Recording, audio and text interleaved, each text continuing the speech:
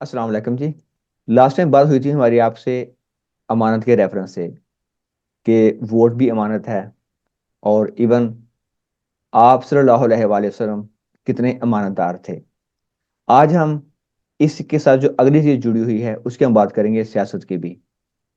امانت قرآن و حدیث کی روشنی میں کیا ہے، اور سیاست آپ صلی اللہ علیہ وآلہ وسلم کی زندگی میں اس حوالے سے ہمیں کیا رہنمائی ملتی ہے کہ آپ صلی اللہ علیہ وآلہ وسلم نے جو تبدیلی لے کے آئے ہیں ایٹ دا لارج اسکیل، تو بیسیکلی وہ آپ صلی اللہ علیہ وسلم کے سیاسی فیصلے بھی تھے۔ اس میں ہم سر عبدالحی صاحب سے گزارش کرتے ہیں کہ ہمیں ذرا پہلے بتائیں دوبارہ امانت قرآن اور حدیث کے ریفرنس سے، اور پھر بتائیں ہمیں سیاست کیا ہے۔ جی سر بھید پلیز۔ جی السلام علیکم جاوید صاحب، بہت شکریہ۔ جی بسم اللہ الرحمن الرحیم۔ امانت داری کے حوالے سے ہمارا یہ تقریباً تیسرا پروگرام جا رہا ہے، تو اس میں مزید اس میں ایڈ کر دوں کہ میں نے آپ سے پہلے بھی گزارش کی تھی کہ قرآن پاک میں اس سے متعلق بہت سی آیات ہیں جو کہ امانت اور دیانت کے اوپر اللہ تعالیٰ نے ہمیں بتائیں، اور جی ہمیں اس کے مطابق ہی زندگی گزارنی چاہیے۔ جیسے میں ایک آیت پڑھتا ہوں، والذین هم لاماناتہم وعہدہم راعون، اور وہ لوگ جو اپنی امانتوں میں جو ان کے پاس ہوتی ہیں اور اپنے عہد جو جی انہوں نے اللہ تعالیٰ سے یا لوگوں سے کیے ہوتے ہیں اس کی بہت زیادہ حفاظت کرنے والے ہوتے ہیں۔ جی اور اس میں آپ دیکھیں کہ امانت کی جو اقسام بیان کی جاتی ہیں، جو علماء نے بیان کی ہیں، وہ بہت سی بیان کی ہیں، جن میں سے میں آپ کے سامنے دو رکھتا ہوں۔ وہ کہتے ہیں کہ ایک امانت ہوتی ہے جو کہ آپ کی اپنی ذات کے ساتھ ہوتی ہے، یعنی کہ جی آپ خود اپنے آپ کے ساتھ امانت دار ہوں، جی اور دوسری جو امانت ہے وہ اللہ تعالیٰ کے ساتھ ہے۔ جی اور اللہ تعالیٰ کے ساتھ امانت کا مطلب یہ ہوگا کہ جن کاموں کا اللہ تعالیٰ نے آپ کو حکم دیا ہے ان کو کیا جائے، جی اور جن سے روکا ہے ان سے رکا جائے۔ اس سلسلے میں ایک حدیث پیش کرتا ہوں۔ حضرت عبداللہ بن مسعود رضی اللہ تعالیٰ عنہ اس حدیث کے راوی ہیں، وہ بیان کرتے ہیں کہ ہر چیز میں امانت لازم ہے، حتیٰ کہ وضو میں، نماز میں، روزے میں۔ یہاں تک انہوں نے ذکر کیا ہے کہ جیسے نماز کا چور ایک حدیث میں آتا ہے کہ بندہ ہو سکتا ہے، اسی طرح روزے کا چور ہو سکتا ہے۔ تو آپ کو ان چھوٹی چھوٹی چیزوں میں بھی امانت داری کے ذریعے سے ہی اپنے آپ کو امپروو کرنا ہوگا، اور اپنی ذات کے اندر یہ چیزیں لانی ہوگی۔ جی آپ دیکھیں، اگر ہم اس کو سیاست کی نظر سے دیکھیں، تو جو سیاست جو لفظ ہے نا، جو اصلاح ہے، یہ عربی زبان کی ایک اصلاح ہے۔ جی اس میں دیکھیں تین چیزیں آتی ہیں۔ نمبر ایک یہ ہے کہ آپ کی اصلاح ذات ہوں، یعنی کہ آپ اپنے آپ کی اصلاح کرنے والے ہوں۔ سب جی سے پہلی بات تو یہ ہوتی ہے صحیح کہ جی آپ کے اندر امانت ہو، آپ نے اپنی ذات کی بہت اچھے طریقے سے ٹریننگ کی ہو، اپنی تربیت کی ہو۔ نمبر ایک جی چیز یہ ہے۔ اس کے بعد دوسری چیز جو آتی ہے سیاست میں، جی وہ ہے اصلاح معاشرہ۔ جی اس کے ذریعے سے پھر آپ نے اس معاشرے کی بھی اصلاح کرنی ہے، یعنی یعنی آپ کہ نے پہلے پہلے آپ اپنی اصلاح پہلے کر اپنی لی۔ جی جی پہلے آپ نے اپنی اصلاح کی، اور جی اس جی کے بعد آپ کا اگلا سٹیپ آ گیا معاشرے کی اصلاح کرنا۔ یہ دونوں چیزیں معاشرے کی سیاست سے اصلاح، جی لنک ہیں۔ جی سر۔ جی جی۔ اس کے بعد جو تیسری چیز ہے وہ ہے اصلاح حکومت، جی یعنی کہ آپ نے پھر جو آپ کی پوری ایک گورنمنٹ ہے، پوری جو ایک حکومت ہے، اس کی اصلاح تبھی ممکن ہے۔ جی تو اس میں سب سے پہلا سٹیپ تو یہی ہوگا کہ آپ کی اپنی اصلاح ہو، آپ بالکل امانت آپ کے اندر موجود ہو، آپ امین ہو، جس کو جی آپ کہتے ہیں صادق اور امین۔ جی ٹھیک ہے، یہ چیزیں ہوں گی تو پھر یہ سلسلہ آگے بڑھے گا۔ ادروائز ظاہر ہے اگر آپ ان میں امانت دار نہیں ہے تو یہ سلسلہ آگے نہیں بڑھ سکتا ہے۔ جی پھر اگر آپ دیکھیں کہ یہ جو لفظ ہے نا سیاست، جی یہ عربی زبان کا لفظ ہے۔ جو لوگ عربی جانتے ہیں وہ اس چیز کو جانتے ہوں گے کہ سا یسوس سیاستن، اس سے یہ لفظ نکلا ہے، سیاست۔ تو اس کا مطلب یہ ہوتا ہے کہ کسی کام کی تدبیر کرنا، تدبیر یا حکمت جسے آپ کہتے ہیں نا، حکمت کا لفظ سنا ہوگا آپ نے۔ جی سر حکمت۔ تو حکمت یا تدبیر جو ہوتی ہے نا، وہ آپ دیکھیں یہ سوچ سے اگلی چیز ہوتی ہے۔ ایک ہے کہ آپ کے اندر سوچ ہے، تفکیر ہے، آپ غور و فکر کرنے والے بندے ہیں۔ جی حکمت اور تدبیر یہ ہوتی ہے کہ آپ کسی کام کا جو اینڈ ہے، کسی کام کا جو رزلٹ ہے، جو نتیجہ ہے، اس کو ذہن میں رکھ کر کوئی پلاننگ کرتے ہیں، وہ حکمت ہے۔ اور زبردست۔ یہ اللہ تعالیٰ کسی کسی بندے کو عطا کرتا ہے، یہ ہر بندہ دانائی۔ حکیم نہیں ہو سکتا یا تدبیر نہیں کر سکتا ہے وہ۔ جی تو جو سیاست ہے وہ بھی اللہ تعالیٰ ہر بندے کے اندر نہیں رکھتا ہے، کچھ جی بندے اللہ کے چنے ہوتے ہیں جن کو اللہ تعالیٰ یہ چیزیں تقسیم کرتا ہے. یہ نہیں ہوگا کہ میں اٹھ کر سیاستدان بن جاؤں، آپ اٹھ کر سیاستدان بن جائیں، جی یا آپ اس چیز کے ذریعے سیاستدان بن جائیں کہ میرے پاس پیسہ بہت ہے تو میں سیاست میں آ جاؤں، میرا جی کوئی کام نہیں ہے. وہ کیونکہ تدبیر کہاں سے لائیں گے جس کے ذریعے سے آپ نے پہلے اپنے نفس کی اصلاح کی ہے، جی اس کے بعد آپ نے معاشرے کی اصلاح کی ہے، اور اس کے بعد آپ گورنمنٹ کی طرف آتے ہیں. تو یہ نہیں کہ آپ دیکھیں یہ کتنا بڑا ایک مقصد ہے اور کتنی بڑی ایک چیز ہے، اور یہ اللہ تعالیٰ کی طرف سے عطا کردہ ہوتی ہے یہ چیز ہے. جی سر، یہ سر یہی معاملہ ہے ہمارے یہاں، چونکہ ہم جو دیکھتے ہیں اپنے سراؤنڈنگ میں کہ جن کے پاس پیسہ ہے یا کوئی بڑا جاگیردار ہے، کوئی بڑا سرمایہ دار جی ہے، وہ سرمایہ دار اپنے کاروبار کو تحفظ کے لیے، جو جاگیردار جی ہے جی اپنے جو اس کا روب دبدبہ ہے اس کو بڑھانے کے لیے، وہ ایک مفاد پرستی کے اینڈ کی وجہ سے ایک سیاست میں آئے ہوتے ہیں. وہاں پہ جی اصلاح سر. کا مقصد نہیں اہم ہوتا، وہاں ہوتا ہے کہ ہم نے یہاں سے مفادات اپنے کیسے کیپچر کرنے ہیں. تو یہ معاملہ ہے ہوں. سر. اس آفسرم کی زندگی کے حوالے سے سر آپ پلیز آگاہ کیجیے گا، اس میں آفسرم نے جو معاملات کیے. جی جی سر، وہ حضرت وسلم کی ایک حدیث میں آپ کو بیان کرتا ہوں جسے شیخ قرضاوی نے بھی بیان کیا ہے کہ جی کانت بنو اسرائیل تسوسہم الانبیاء. بنی اسرائیل کی سیاست جو قیادت تھی نا وہ انبیاء کرام فرماتے تھے. کلما ہلاک نبی خلفہ نبی، جب بھی ان میں سے کسی نبی کی ڈیتھ ہو جاتی، جی وفات پا جاتے، تو ان کی جگہ نئے نبی آ جاتے تھے. پھر اس کے بعد آپ نے ارشاد فرمایا وَإِنَّهُ لَا نَبِيَّ بَعْدِي، اور بے شک میرے بعد کوئی نبی نہیں ہوگا. وَسَيَكُونُ خُلَفَاء، اور خلفاء ہوں گے جو کہ اس تدبیر کو، اس حکمت کو لے کر آگے چلیں گے. ٹھیک ہے، تو یہ ایک قیادت ہے جس کو قرآن پاک نے بھی بیان کیا ہے، بہت زیادہ اس کے اوپر زور دیا ہے. اگر جی آپ اس کو قرآن پاک کی روح سے دیکھیں تو. جی جی مگر اگر آپ یہ لفظ سیاست قرآن میں دیکھیں تو وہ تو اس میں مینشن نہیں ہوگا. صحیح جی. جیسے لفظ عقیدہ ہے نا، عقیدہ جی دو لفظ میں بیان کرتا ہوں آپ کے سامنے. ایک لفظ عقیدہ ہے، جی اور ایک ہے فضیلت جسے ہم کہتے ہیں. جی جی عقیدے کا لفظ اگر آپ قرآن میں دیکھیں تو آپ کو نظر نہیں آئے گا. ٹھیک ہے عقیدے جی. سے مراد کیا ہے کہ آپ اللہ تعالیٰ کو مانتے ہیں، اس جی کے رسولوں کو مانتے ہیں، جی جنت کو مانتے ہیں، جہنم کو مانتے ہیں، فرشتوں آخرت کو کو مانتے مانتے ہیں. ہیں، جی فرشتوں کو. یہ ساری جتنے بھی رسول ہیں ان کی کتابوں کو جو بھی قرآن پاک نے بیان جی کیا، تو اس کو اس نے ایمان کے ساتھ تعبیر کیا ہے. ٹھیک ہے جی. عقیدے کا لفظ نہیں آئے گا، اسی چیز کو ہم نے عقیدے کا نام دے دیا، اور قرآن پاک کی بیشتر آیتیں اسی کے گرد گھوم رہی ہوتی ہیں کہ آپ کا عقیدہ مضبوط ہو، آپ عقیدہ ان چیزوں پر صحیح ایمان جی. رکھیں گے تو جی اپنی زندگی ٹھیک کر سکیں گے. ٹھیک اسی ہو گیا. طریقے سے اگر آپ دیکھیں فضیلت کا لفظ قرآن پاک میں نہیں آتا ہے، جی آپ نے دیکھا ہوگا. مگر قرآن پاک کا جو بھی آپ صفحہ اٹھائیں، جو بھی صفحہ پڑھیں یا اس کے اوپر غور کریں، جی تو آپ کو ہر جگہ برائی سے منع کیا ہوگا اور نیکی کی دعوت دی گئی ہوگی. جی اس میں آپ دیکھیں کہ آپ کو ایک درجہ فضیلت دے رہا ہوتا ہے. اسی طرح سیم یہی صورتحال قرآن پاک نے سیاست کے معاملے میں استعمال کیا کہ لفظ ملک یا ملک، جسے ہم عربی میں کہتے ہیں بادشاہت کو، یا جی بادشاہ کا لفظ استعمال کیا ہے. ٹھیک ہے، جی تو یہ بہت زیادہ آ، دو طرح کے بادشاہ قرآن پاک نے ذکر کیے ہیں، اور وہ جی کیسے اپنی تدبیروں کو کرتے تھے یا نظام اپنا سسٹم کیسے چلاتے تھے کسی بھی ملک کا. تو وہ تو یا عادل بادشاہ تھے یا ظالم بادشاہ تھے. جی یہ دو طرح کے آپ کو ملیں گے اگر آپ قرآن پاک کی اسٹڈی کریں تو. جی اس میں سورہ نساء آیت 54 میں اللہ تعالیٰ نے کہا کہ فقد آتینا آل ابراہیم الکتاب والحکمہ وآتیناہم ملکا عظیما. بے شک ہم نے آل ابراہیم کو کتاب دی، حکمت دی، اور ہم نے ان کو ایک بہت بڑا اسٹیٹ دیا، ایک ملک دیا، ملکن ماشاء اللہ. عظیمن، حکومت دی.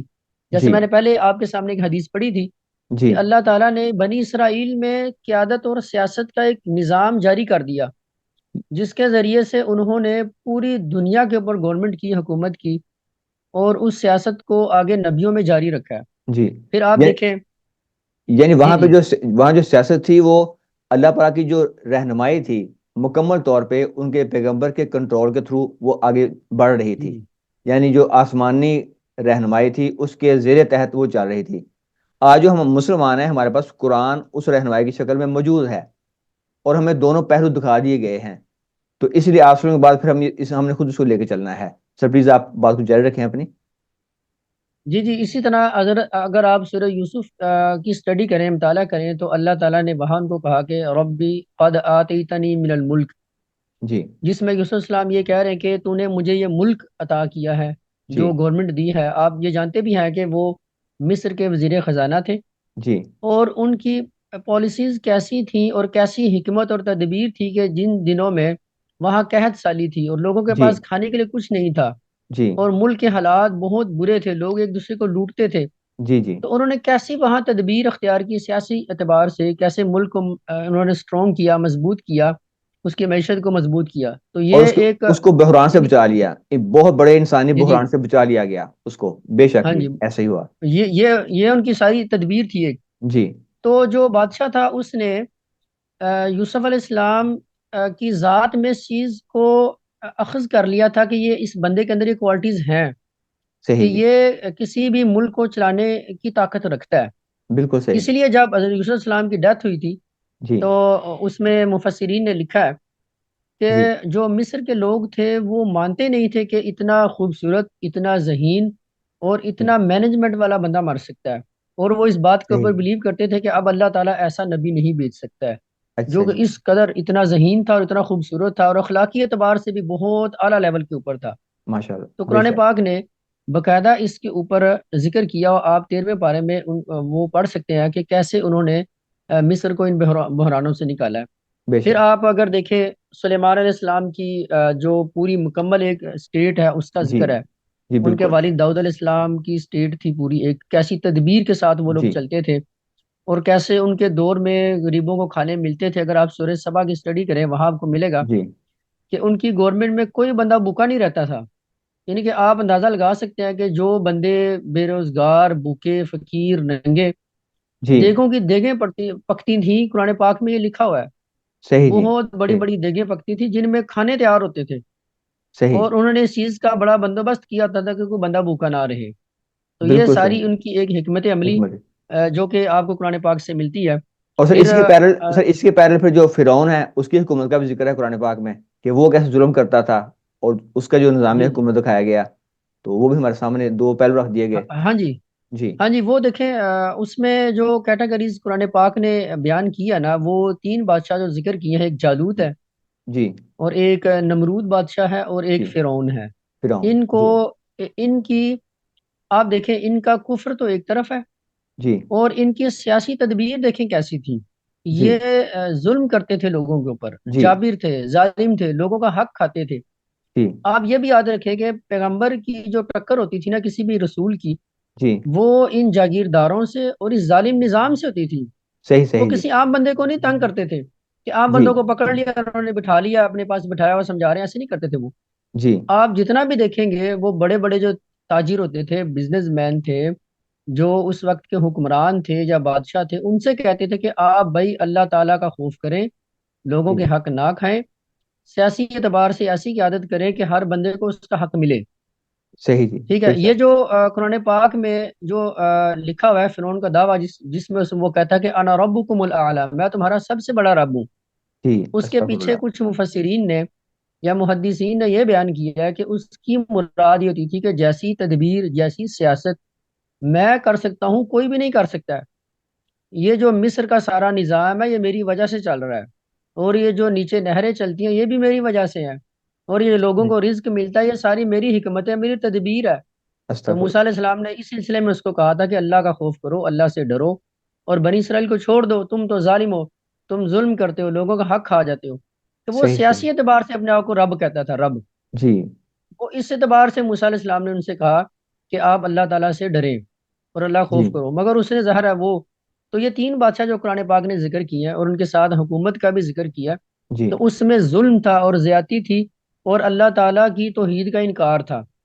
صحیح جی ٹھیک ہے، تو یہ قرآن پاک نے بہت لمبا نقشہ کھینچا۔ اس کے علاوہ اگر آپ ٹھیک ہے، دیکھیں ذوالقرنین بادشاہ کا ذکر ہے، جس کی ان پوری کا ذکر ہے بے کائنات شک، میں گورنمنٹ، وہ جی زمین کے پوری اندر، دنیا میں، سوری، جی پوری دنیا میں اس کی حکومت تھی۔ جی اسی طرح ملکہ سبا کا آتا ہے۔ جی تو یہ ساری جو بیان کی گئی ہیں قرآن پاک میں، یہ صرف یہ نہیں کہ قصے کہانیاں ہیں، جی آپ ان کو بڑی دلچسپ کہانی بنا کر لوگوں کو بیان کریں جی، فرعون پانی میں ڈوب گیا تھا اور موسیٰ علیہ السلام ہاں جی دیکھ رہے تھے، یہ ایسے نہیں ہے۔